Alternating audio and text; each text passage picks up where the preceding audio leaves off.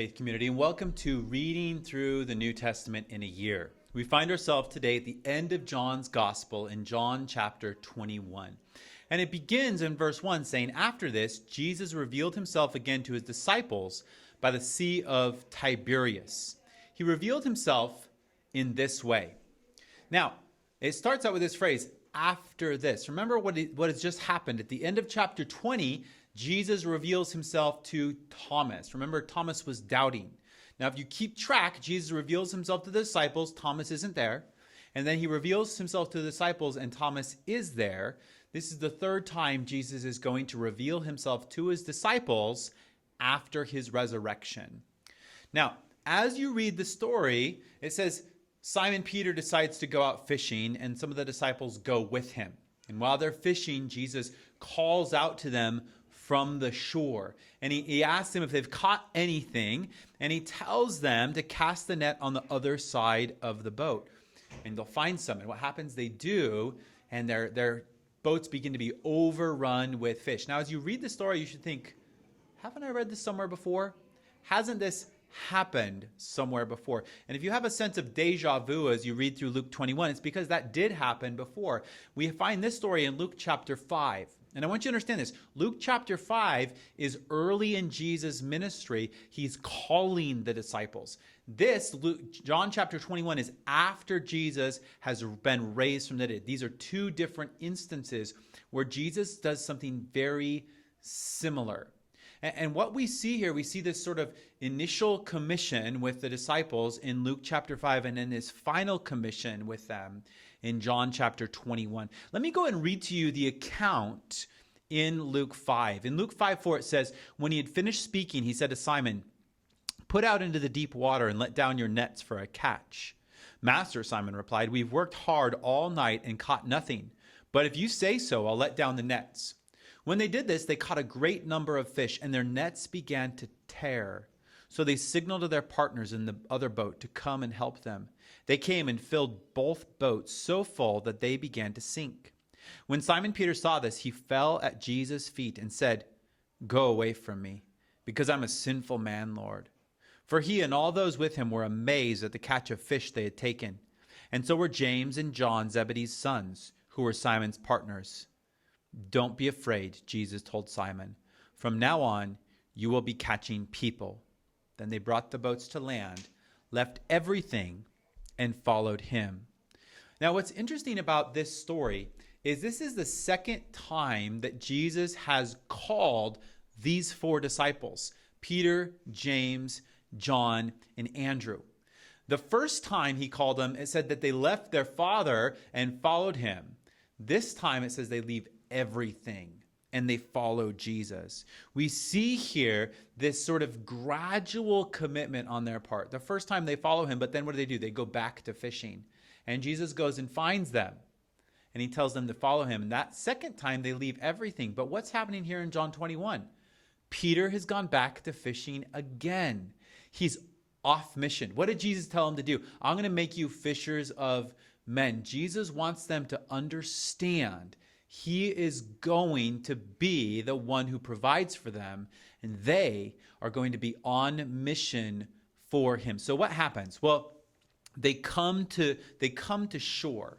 And actually, before they come to shore, it's interesting to see Peter's response to this miracle Jesus just worked. So John is in the boat, and he recognizes that it's Jesus. And when he tells Peter, do you notice what Peter does? It says he girds himself, and then he dives in the water and swims ashore.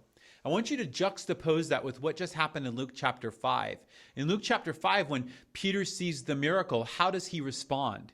He responds by saying, "Lord, go away from me." Now, this is interesting because they're in the sea. They're in the Sea of Galilee, and Peter's saying, "Lord, go away from me." They're in the middle of the ocean, in the middle of the sea, which is actually a large lake.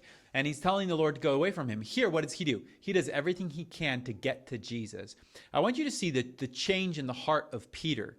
He's no longer asking the Lord to go away from him. He's to come to comprehend the love of Christ. He's come to comprehend that he has been forgiven. Now, one of the things that it's important to know about Peter is this isn't his first interaction with Jesus. If you go to 1 Corinthians 15, we can actually see this is the fourth time at least that Peter has seen Jesus since Jesus was raised from the dead. In 1 Corinthians chapter 15, verse 4, it says this, that he was buried, that he was raised on the third day according to the scriptures, and that he appeared to Cephas, then to the 12. Cephas is another name for Peter. And so what Paul tells us in 1 Corinthians 15 is that Jesus appeared individually to Peter before he appeared to the 12. So what does that tell us? They had some sort of private interaction. And that's probably a time where Jesus reconciled with Peter, where Jesus restored him and reminded him, despite the fact that he's failed Jesus, he's forgiven. And what Jesus has done is washed away those sins. Remember, after Peter denied Christ, he went out and he wept bitterly. He was wrecked. And so Jesus appears to him. We don't know what happened in that meeting. We only know from 1 Corinthians 15 that Jesus appeared to him. And what we see here when Peter knows it's Jesus is he wants to be with him. Their relationship is reconciled. And the reason that's important is because of what happens next. They sit down and they're having a meal together. And as they're having that meal, Jesus commissions Peter. And notice what he says to Peter in John 21. Let me just read this interaction to you. And I'm reading to you from the Christian Standard Bible, and it shows some of the nuance in the Christian Standard Bible. So in John 21:15, it says, when they had eaten breakfast, Jesus asked Simon Peter, Simon, son of John, do you love me more than these? Yes, Lord, he said to him, you know that I love you. Feed my lambs, he told him. A second time he asked him, Simon, son of John, do you love me? Yes, Lord, he said to him, you know that I love you. Shepherd my sheep, he told them. He asked him the third time, Simon, son of John, do you love me? Peter was grieved that he asked him the third time, do you love me? He said, Lord, you know everything. You know that I love you. Feed my sheep, Jesus said. Now, why is it that Jesus repeats this 3 times? Notice that Peter is grieved that Jesus repeats it 3 times. Some commentators show us that when we look at the Greek, the first 2 times Jesus is saying agape, and the third time Jesus says phileo. But what I want you to notice is that Peter didn't see it as distinct. He saw it as the same thing 3 times. And Peter's response each time is, Lord, I phileo you. And Peter is letting the Lord know that he loves him. He's not at that place where he can say, honestly, I have that agape love that comes with time, that comes with recognizing that you are loved. This is one of the distinctions between John and Peter. John, how does he describe himself? The one whom Jesus loved. How does Peter describe himself? He lets the Lord know, I love you. What's important for Peter to understand is that Jesus loves him. And I want you to notice this too. Jesus asks the question 3 times, but his commission is different. And I want you to focus in on the commission. We can see it clearly in the Christian Standard. He says, feed my lambs, shepherd my sheep, and then feed my sheep. So feed my lambs. Right there, he's telling him these aren't the old sheep, these are the young sheep. He's saying, I want you to nurture the new believers. I want you to nurture the new converts. This is a call to evangelize, to proclaim the gospel. And then he says, shepherd my sheep. And he uses a different word. He doesn't use the same word for feeding. This is specifically pastoral ministry. This is pastoral care. Jesus wants to make sure Peter isn't just a preacher, but he's a shepherd as well. He has a pastor's heart. And we see in his epistles that he refers to himself as a fellow elder. He refers to himself as a pastor. He fulfilled this commission. And lastly, Jesus says, feed my sheep. Not feed my lambs, not feed the young ones, but feed those who are of age. Jesus wants him not only to feed the new believers, but as they mature, Jesus wants him to continue to give them meat so they can grow. This is his commission to Peter. He wants him not just to be a preacher, but a shepherd, a pastor as well. And both of those must be there for every leader within the church. Peter is the example as the fellow elder who's gone before us of somebody who doesn't just teach, but shepherds as well. Your preaching is only as effective as your shepherding. And Jesus is letting Peter know that. And then he lets him know this. You're going to make the ultimate sacrifice for me. Your life is going to be given up in sacrifice to me. Jesus wants Peter to know what he's signing up for. And actually, Jesus does the same thing with Paul when he's converted. He shows him at the very beginning how much he'll suffer for his name's sake. Jesus is honest with Peter. He lets him know you're going to suffer and ultimately you're going to die. And one of the reasons this is important is because Peter said before he was willing to die, and Jesus says, no, you're not. And Jesus is letting him know now, you're going to get there. You're going to get to that point where you're ready to die for me. And then what does Peter do? He turns and he asks about John.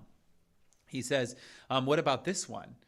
And what does Jesus say? He says, it's not any of your business. And this is so important. So oftentimes, people can come to you in the community of saints and they can tell you that they think what God has for you or what God's plan is for you. But one of the things that we experience as new covenant believers is that we're all priests. We're all prophets. We're all kings. We're all royalty in the church of God. And what that means, because every single one of us is a priest, every single one of us has a direct line to Jesus Christ. Every single one of us has access to him. And he reveals to us what we need to know. And so it's not Peter's business what God's plan is for John. That's a personal relationship between John and Jesus. It's the same for you today. It's so important that believers recognize this. Somebody else can't tell you what you're supposed to do with your life. You have a responsibility to exercise your senses to discern good from evil, to pray to God and ask for wisdom. Now, you have people who can nurture you. You can have people who can shepherd you, who can feed you, who can build you up. But at the end of the day, you have an individual responsibility. Before your own master, you stand or fall, and you answer to him. This is what it means to bear your own burden. It means to take responsibility for the decisions that you make. And so Jesus lets Peter know that John has an individual relationship with him, and it's not Peter's business what Jesus has planned for him.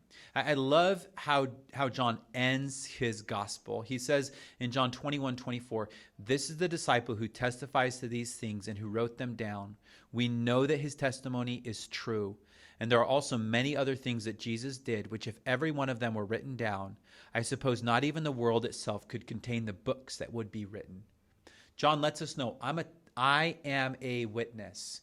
That's why I wrote this book, is because I am a witness. And this is the record of my witness. These things are true. He also explains there's so many signs that Jesus did that we couldn't contain them in all the books in the world.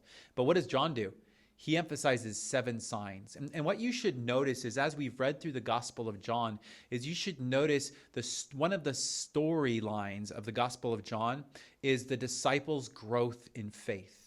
Where at the very beginning, you see Nathanael saying, you're the Son of God. And Jesus says, you say that because I told you I saw you under the fig tree. You're going to see even greater things than these. And throughout the gospel, we see their faith growing. We see them growing in faith as they hear Jesus' words, as they witness his works. And it all culminates in this final event here where they cast their nets on the other side. And Jesus lets them know, I'm going to provide for you. I'm going to provide as you're on mission. I'm going to take care of all your needs. And now the disciples are where they need to be to fully depend on Jesus for everything they need and go out and fulfill their commission. I hope the Gospel of John has built your faith as you've read through it. Thank you so much for listening today.